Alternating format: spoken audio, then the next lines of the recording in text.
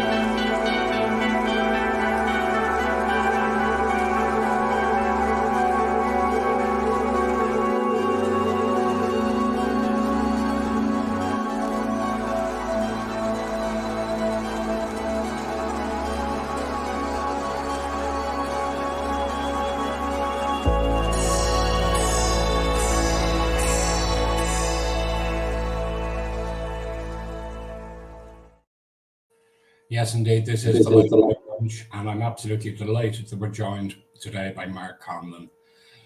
Mark, perhaps the best thing to do is if we start off by asking you to tell us a little bit about yourself and who you are, what you do, etc. Hello, Rory. Thanks for that lovely introduction. It's always nice to be called something extraordinaire, isn't it? Even though you don't necessarily believe that yourself. Thanks for having me on this lovely, cold, fresh October afternoon. I am Mark Conlon. I'm an illustrator, artist, illustration artist, more so, to extend the tagline.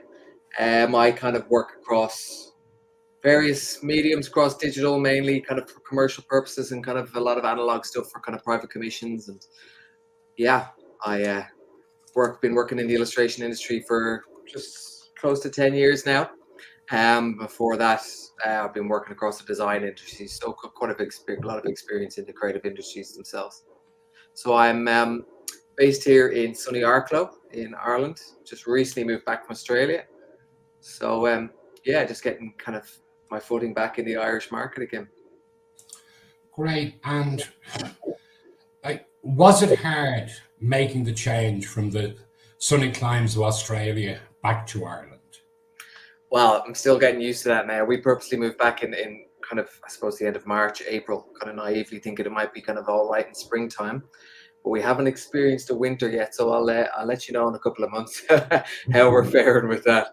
But you know, it seems to be fine. It's I think people think that everything in Australia is summer bay, you know what I mean, and it's warm every day of the week. But they also get the weather down there, so no, it's great. It's great so far. It's just nice to be back home, you know.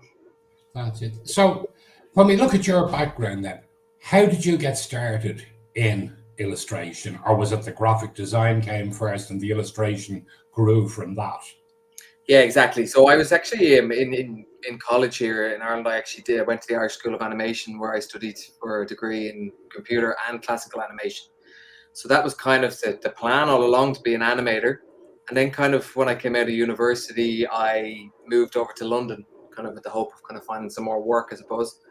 And then naturally kind of just fell into, I suppose it was more kind of graphic design based roles, kind of small freelance gigs that were kind of just keeping me afloat. And then I started kind of working agency side. I was working in some big agencies then for several years, kind of across UI, user interface, and UX, user experience, and branding, and kind of a lot of kind of creative agencies. So it was a lot of fun, hard work, long hours, but very rewarding. And I kind of wasn't really doing much illustration at this stage, only kind of tiny bits, I suppose, that were kind of in my practice as a designer.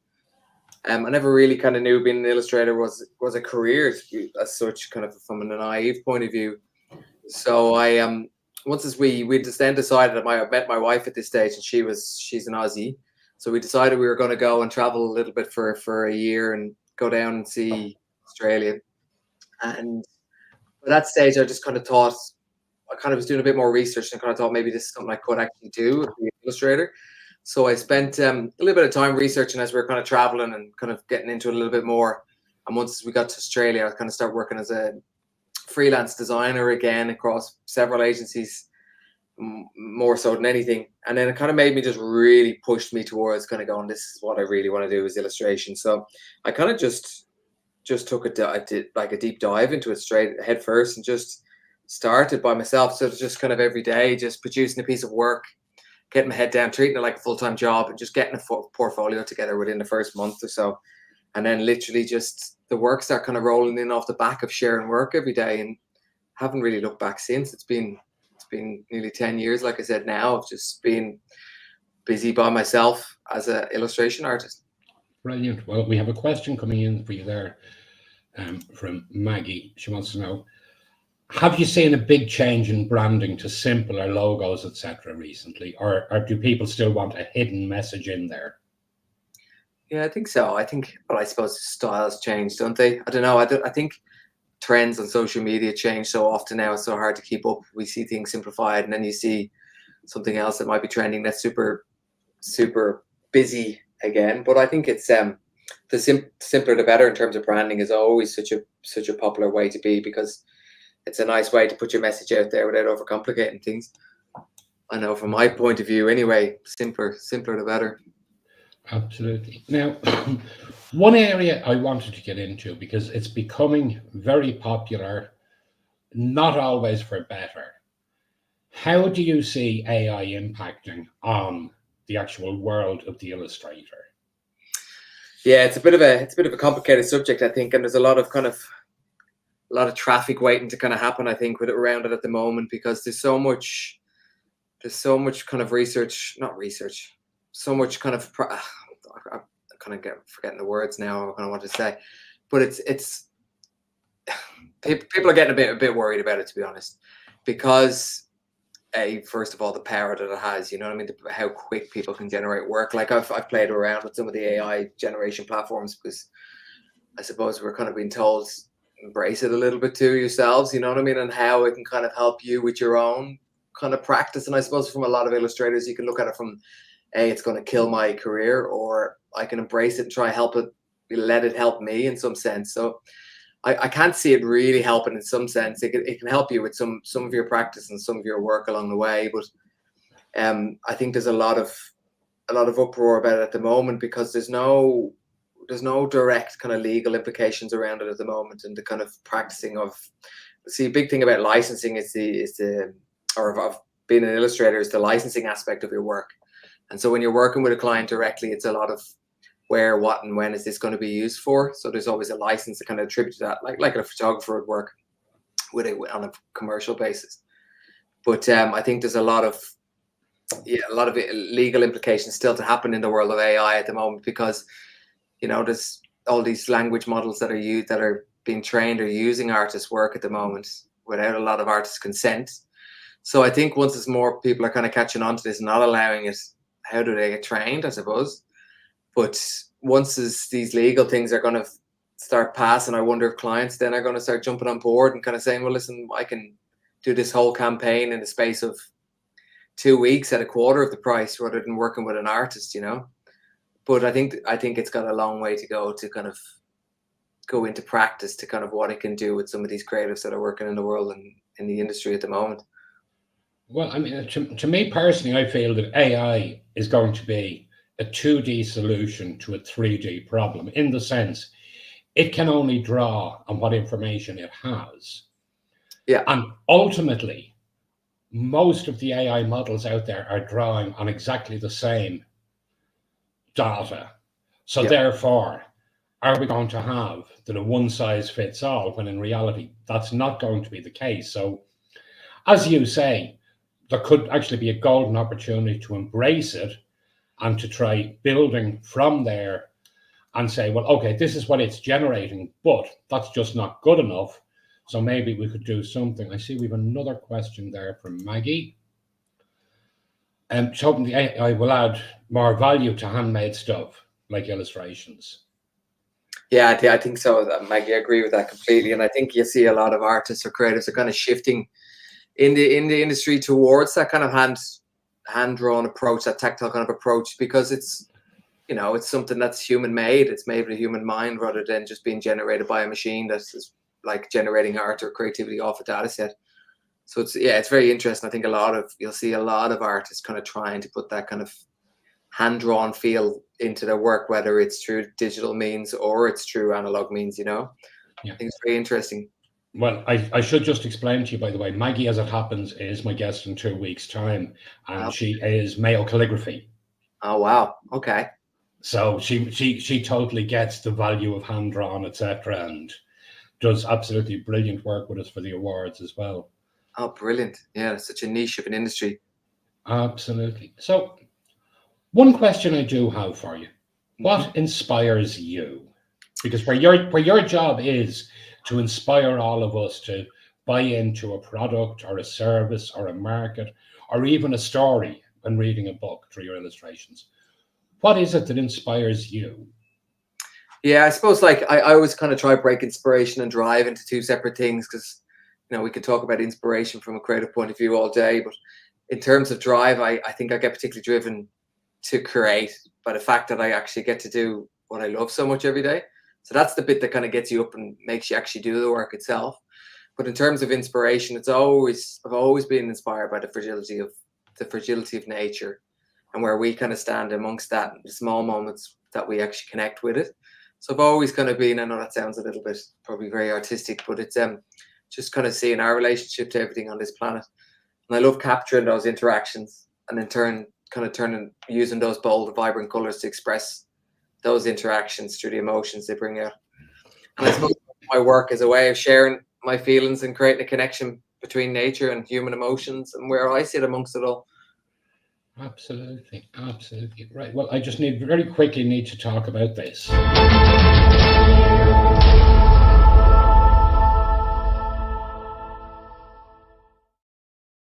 Yes, indeed. Micro Business Awards are only just over 2 weeks away, and we'll all be descending on Knightsbrook Hotel in Trim, where we'll have a great night of entertainment, relaxing, and of course enjoying some light refreshments along the way too. There are still a few tickets left if anyone would like to join us. If you want to book tickets, all you need to do is drop us an email at microbusinessawards@gmail.com. What you get for your ticket is, before the event, we will have pre-dinner drinks. We'll have plenty of networking, great opportunity to mix with up to 100 other businesses who are all there, all fighting the same struggles that the rest of us do on a daily basis. And collaboratively, it's amazing how many partnerships can be actually made up during the awards. I know myself of several businesses that met at the awards that are now working on projects together. So it's a really good night out. After the networking, we go in, sit down and enjoy the sumptuous dinner that Knightsbrook have planned for us. They really do have. I only saw the menu yesterday, and it's a superb menu for this year. Then we'll have the awards. We'll also have, of course, the wonderful door raffle with the range of prizes, many of which are sponsored by the attendees on the night. The hotel have given us an overnight stay. Our friends in Carol's Irish Hampers have also given us a hamper this year. So there'll be lots and lots there. And after the awards are all finished, we can then all head down for more networking and some light refreshments in the bar until late into the night. So if you would like to join us again, you just drop us an email to microbusinessawards@gmail.com. Let us know how many tickets you would like. The tickets are priced at €90 each. And as I said, in terms of how award nights goes, they are actually probably one of the best value out there at the moment.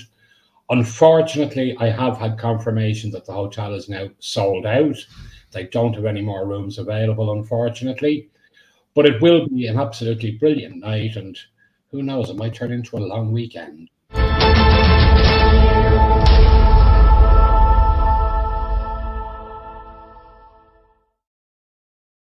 So now that we have the bits and pieces for the awards out of the way,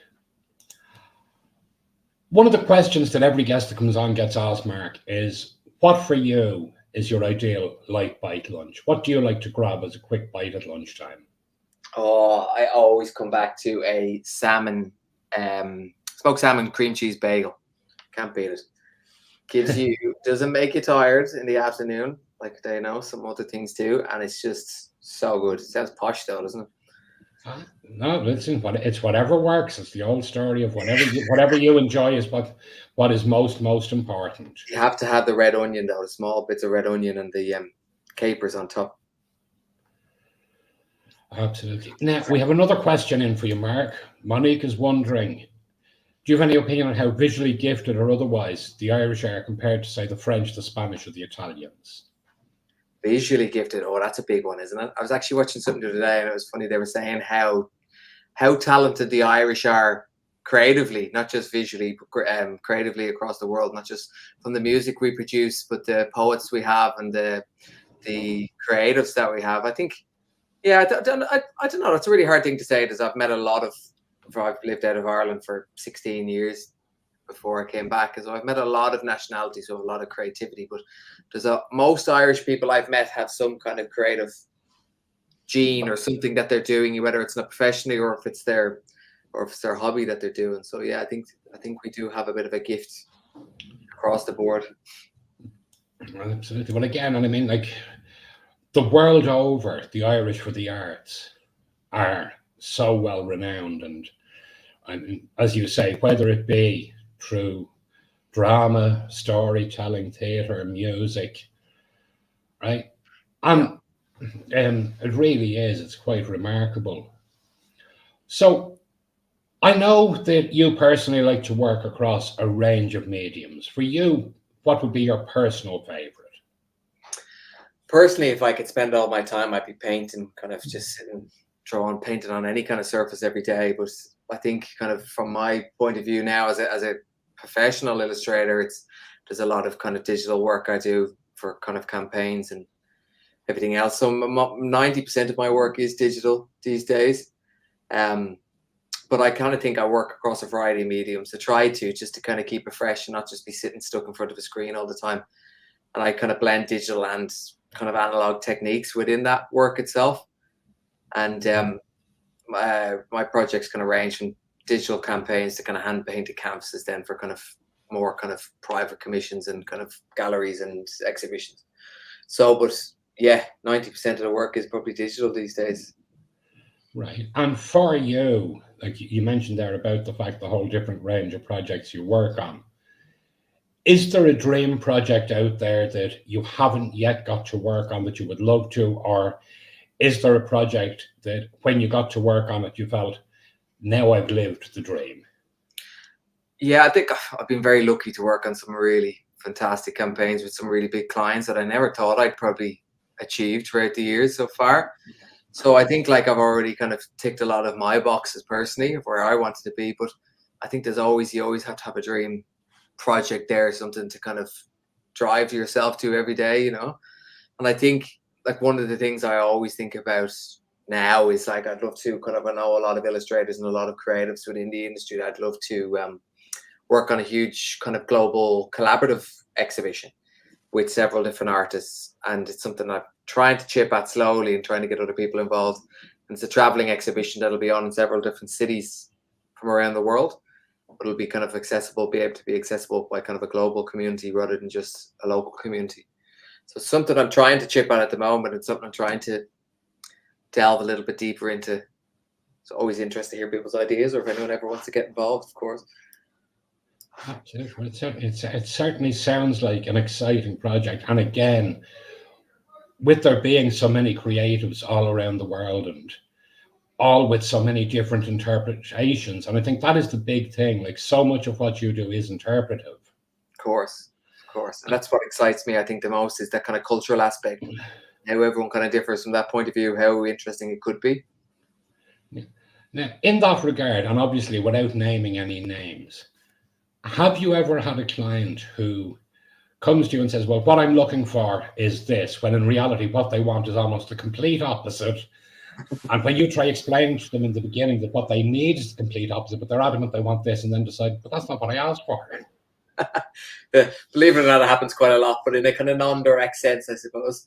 I think it mainly, a lot of the times when that happens, is going to be if you're working for a big kind of company or a big, you know, studio, and they have too many people, basically too many voices in the channel. So it'll start off with a nice brief that's all kind of curated by a creative team, and then it kind of, as you're going along and kind of getting feedback throughout the process, the goalposts kind of shift, because there's, I suppose, somebody who wasn't involved in one of the meetings along the way, and someone that needs to have their voice heard. And I find it like often when you're working with smaller studios or smaller teams, you get the best results because there's less kind of cooks in the mix. Whereas when you're working with some of the big agencies and there's too many people with big egos, it's very hard to kind of please everybody. And, you know, I suppose they're self-destructing themselves in the long run, because it just takes longer to create it, and you're missing timelines, and you're missing some of those work, and you might even need to add more to the kind of original brief.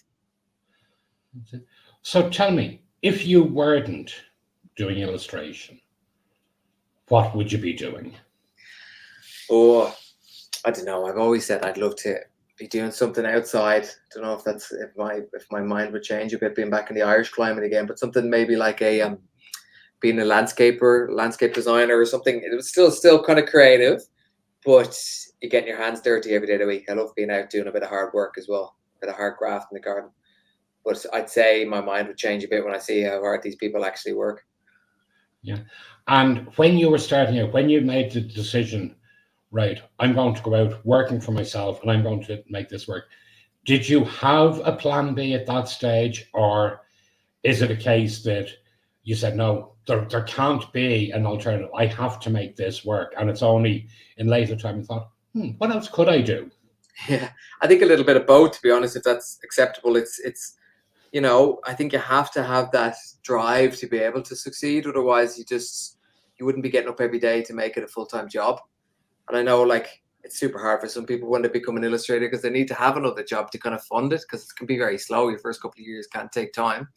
And I was fortunate that I was getting regular clients at the time.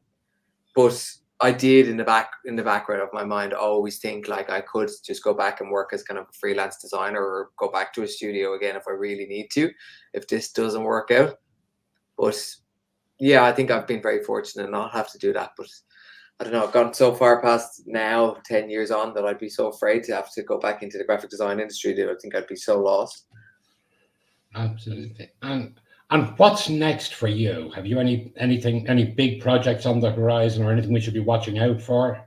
I've got a couple, but I can't really say too much about them. I've got a few NDAs. A couple of big things kind of coming at the moment. A couple of things I can talk about. I'm working on a book at the moment, which is phenomenal, with a writer friend of mine who's in Melbourne. We've been in works to this for a while, children's book. So it's something that I've kind of been thinking about more since I've had a child myself. It's kind of driving me into that kind of side of the industry a little bit more. So that's a fun project that's working on. And then just trying to work on an exhibition for next year too. So, right. And then going back to the book, then, would you ever think about taking the plunge and actually writing one and doing the illustrations yourself as well?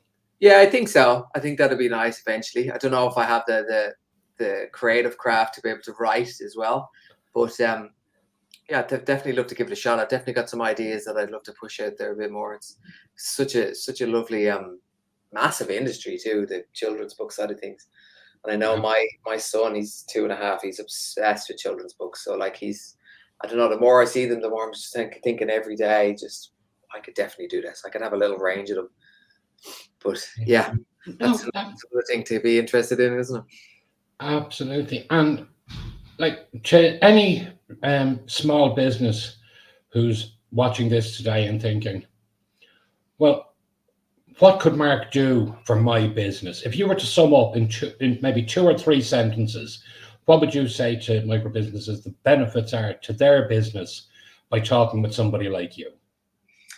Well, I think I can just help you amplify your brand, B, your advertising, your marketing. You know what I mean? I think illustrations can bring any kind of ideas that you have in mind to life, and kind of spark that extra bit of separation from you and your competitors, really, whether it's across products, across a campaign, or even just, across your website. Just little things that can really add a little bit of extra character to you and what you do. Brilliant. Brilliant. Well, we do have your website scrolling across the bottom of the page there. It's markconlan.com. And again, apologies that in the title your name was actually misspelled. That's down to me. Happened all my life. We have it correct there on scrolling across at the bottom. Yeah. And is the website the best way for people to get in contact you, or is through socials, or what's best or for you? on my Instagram. It's just Instagram/Mark Conlan. So it's the same there as you see on the website tag. So just Right. Well, listen, thank you so much for joining us today. We really do appreciate it. Thank you. We will be back in 2 weeks' time. And as I mentioned earlier there, my guest that week will be Maggie Geraghty from Mayo Calligraphy. And as Maggie was actually doing the search for the awards this year, we may be able to prize a couple of secrets out of her about what we can expect from the awards. And I was actually just been told in my ear that Cheryl has said she will also accept bribes if people want to know in advance, but I'll have to contact her about that. Mark, been absolutely great having you with us, and we look forward to catching up again soon. And hopefully next year we'll see you named in among the finalists there for the Micro Business Awards. Fantastic. Thanks so much for having me. Great. And until then, we wish you all a very good afternoon. Thank you.